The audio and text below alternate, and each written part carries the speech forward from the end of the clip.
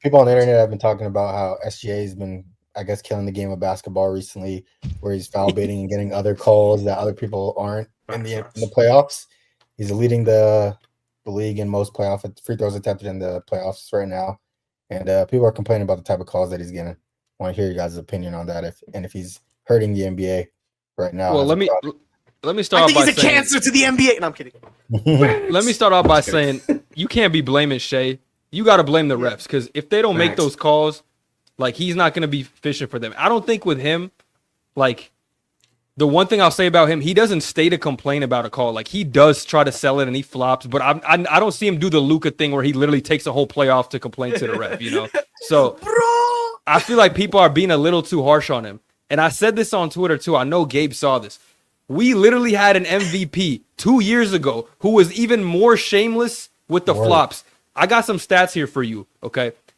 These are the most free throw attempted by an MVP since 2000. Shea is number 12 on that list, only 8.8 a game. Some of the people above him. Joel Embiid at number 1 with 12 a game. So he's shooting damn near 4 more free throws than Shea. I hate him being. Shaquille O'Neal with the hacks, different, but 10 free throws a game. Russell Westbrook, also 10 free throws a game, but he just shot everything, so I get it.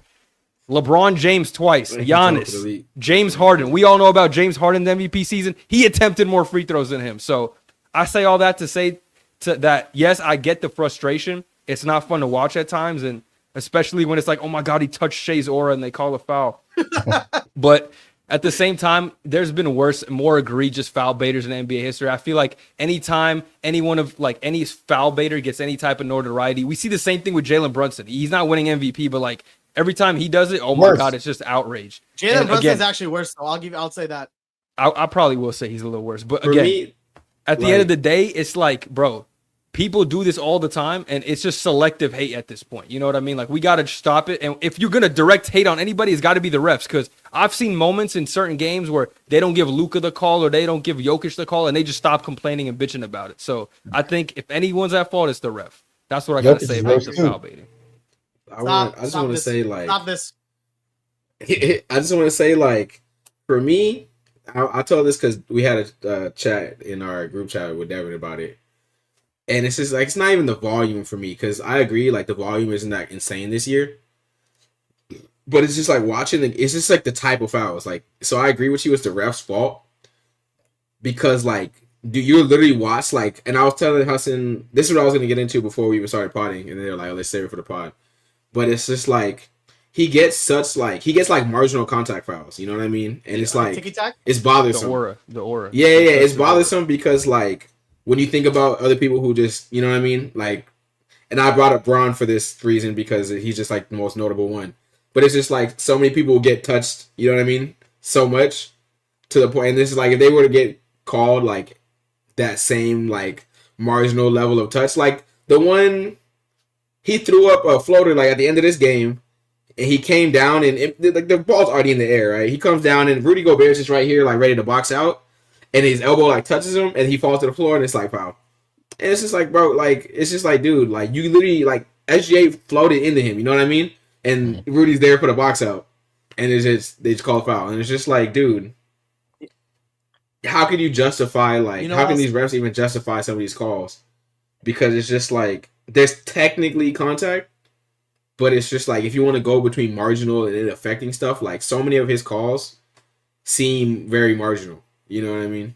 I think another thing I want to add to the Braun point you made, it's not even just different players that, like, don't get the same calls. It's literally within the same game where you'll see the Timberwolves, same contact, same play. They won't get it, but they'll give it to SGA. That's what I don't like about it.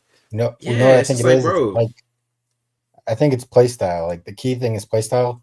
He puts himself in a position to where the refs are made to make a, like, decision or a call, and the way that he plays the game, like, he'll flop or he'll move a certain way where the over-exaggerate is the word you want to say. Whereas Braun will, like, be more aggressive going into the rim, and you won't see that type of angle to the point where, like, it's a skill.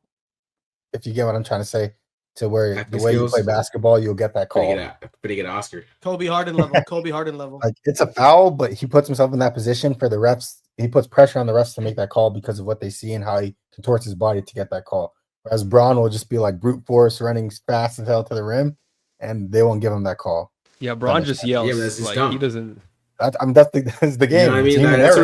That's what I'm saying. We have to blame the refs because it's stupid. Like, regardless, if you're gonna call this little ass contact, and then you see a fucking freight train coming through and they smack him, trying to get the ball, and then you just don't call it because he's so big. Like, that's just crazy to me. You know what I mean? It's just like not really.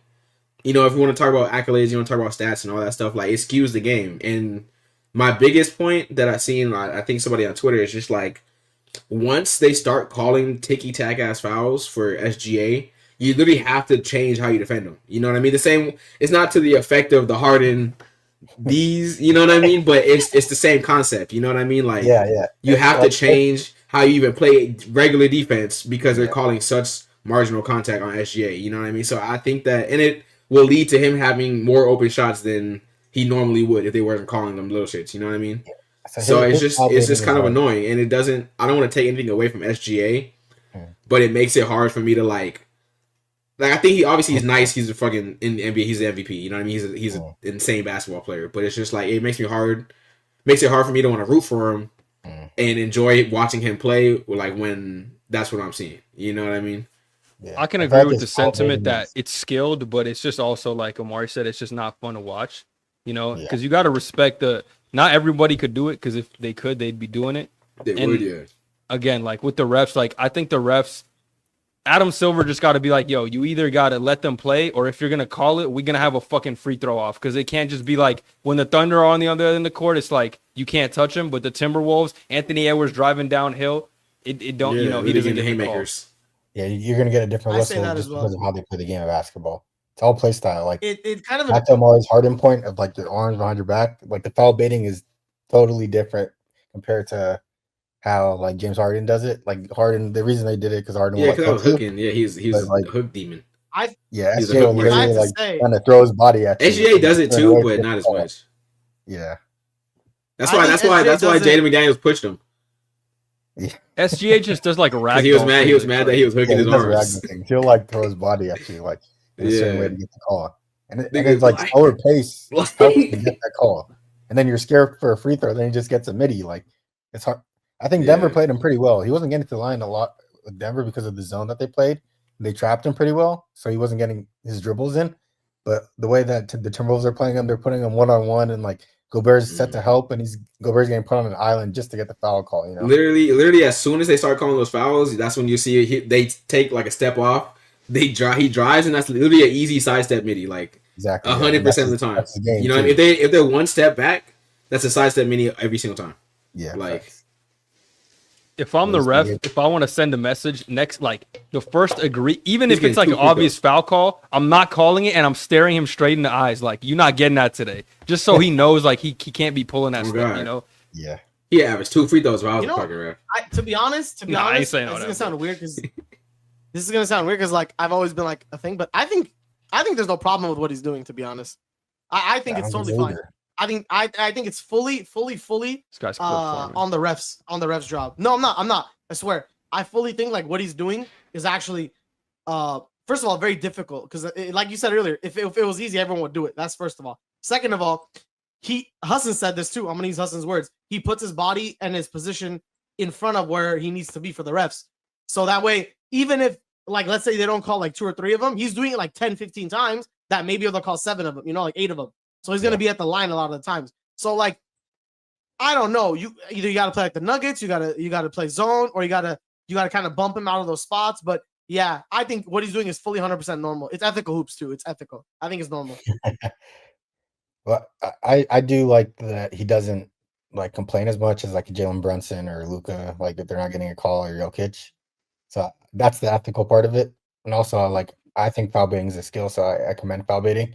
But he's not even the worst at it. Joel Embiid was by far the worst foul baiter. Horrible. I saw a clip today from the MVP baiter. season where Grant Williams, like he catches the ball at the perimeter. Grant Williams like puts his arm up like just to defend him on his thing, and he just falls down and they call a foul. Like he just trips over himself. I'm gonna see if I can find it, bro. It's just straight comedy. Dude, the thing about Joel Embiid is like he's a 7-footer that plays like a guard. That's the thing. Like he'll foul bait like he looks clumsy as hell. Yeah, exactly. He looks dumb as hell. Like when he does it, like.